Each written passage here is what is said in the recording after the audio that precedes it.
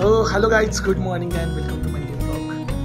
आणि आजची पहाट गावाकडची दिवाळी चालू आहे. दिवाळीच्या सर्वांना खूप खूप शुभेच्छा.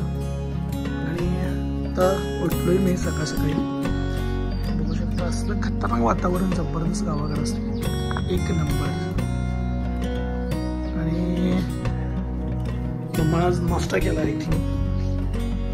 बघूया काय केलाय नाश्ता. काय केली जा मम्मी नाश्ता?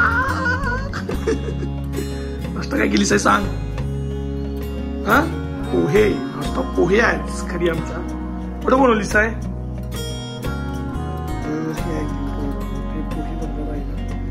आता नाश्ता करणार. तर आई नाश्त्याची तयारी करायला लागली माझी. पोहे आणि फरसाणा. सुंदर मम्मा आई साहेब.